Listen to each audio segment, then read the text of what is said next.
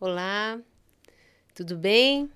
Então, mais um momento, Minuto Neuroconciliare. No nosso episódio passado, falamos sobre os transtornos específicos de aprendizagem, vocês lembram? Falamos um pouquinho da dislexia. E aí surgiu um questionamento aqui, surgiu uma dúvida e o Marcos Alessandro veio para falar um pouquinho com a gente sobre essa dúvida. Marcos Alessandro, o sono. Qual a relação do sono com a aprendizagem? O sono, ele pode atrapalhar ou não a aprendizagem? Ok, uma boa pergunta, né? O pessoal fica perguntando sempre pra gente isso. O sono, ele não atrapalha, ele ajuda o processo de aprendizagem. O que atrapalha é a falta de sono. Então, a falta de sono faz com que a criança, não é, ela tenha dificuldade na ratificação da memória do que aprendeu. Vamos lá. O que acontece com a gente antes de dormir? Durante o dia, a gente vai armazenando um monte de informações. Né? Essas informações, elas ficam guardadas na memória de curto prazo. Quando a gente vai dormir, então as memórias que são mais importantes, né? Tem uma área do cérebro chamado SARA, que é o Sistema Ativador Reticular Ascendente, que, dentre muitas coisas, tem a ver com o foco. Então, o que é que acontece? O que é mais importante para a gente? O que teve mais emoção, ele vai separar. E aí é que está o processo da aprendizagem. A aprendizagem, ela acontece quando você tem emoção. Então, a gente vai dormir. Então, da memória de curto prazo até chegar à memória de longo prazo, que é aquelas memórias que a gente lembra de anos, meses, né? E bem mais para trás. Então, ela tem que ter emoção. Se ela não tem emoção, pouco se faz com a ratificação. Então, é importante que a gente durma, sonhe para aprender. Então, a criança que está num processo de criatividade, que ela está num processo de aprender, tudo é novo, tudo é novidade. A cada dia que ela vai para a escola, ela aprende uma coisa.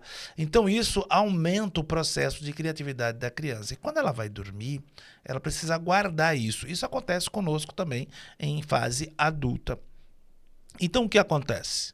Eu preciso dormir, sonhar para aprender. E como que é esse processo? Esse processo é, quando eu estou com a memória, né, todos os eventos que aconteceram durante o dia, eu preciso de uma ajuda para levar para a memória de longo prazo. Então, quem faz essa ligação, né, essa passagem de todos os eventos da memória de curto prazo para a memória de longo prazo é uma substância chamada acetilcolina. Então, a acetilcolina, imagina que se fosse uma cola, ela cola a informação e vai levando. Quanto mais emoção eu tenho com essa informação, mais a cola fica rígida. Então eu consigo levar isso lá para a memória de longo prazo. E é assim que a gente guarda as nossas memórias. Mas elas só acontecem se você dormir.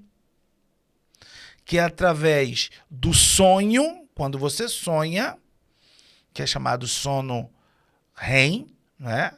Do inglês significa movimento rápido dos olhos, é como se fosse uma registradora, está registrando tudo. Se você olhar para alguém, ela estiver com os olhos fechados, dormindo lá, e ela estiver assim, ó, com os olhos bem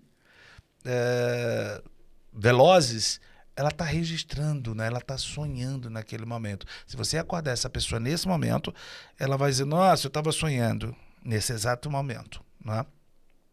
Então é preciso sonhar para aprender. Então, se a criança, Inês Maia, não dorme, ela não consegue solidificar a memória. Então, o sono da criança é muito importante para que ela aprenda. Oh, que coisa interessante, né, Marcos Alessandro? Então, gente, estamos chegando ao final do nosso Minuto Neuroconciliare de hoje e ouvimos o neurocientista Marcos Alessandro falando sobre a importância do sono na aprendizagem. Então vejam que é importante essa criança dormir, né? Ter uma rotina de sono para dormir e aprender. Viu que interessante? Gostei bastante. Só uma dicasinha, um horário bacana para a criança ir dormir é 9 horas. Que coisa boa. 9 horas da noite a criança já deve estar dormindo, né? As recém-nascidas já dormem mais cedo. Mas as crianças que estão no horário, né, na idade escolar, elas querem pela atividade, o pai chegou, quer ficar nessa movimentação, né, à noite, né? Ritmo dos adultos. E o ritmo dos adultos tem que ser uma coisa e o ritmo da criança é outra. 9 horas da noite, a criança deve estar já na cama dormindo, porque aí é onde está o pico da melatonina, que é a substância que diz está na hora de dormir, está em altas porções. Então aí, ajudando, 9 horas, ela vai ter uma memória bacana. Que bom, que bom. Muito obrigada pela sua presença e aguardamos você nas próximas vezes, tá bom? Ok, um abraço. Tchau, gente. Obrigada.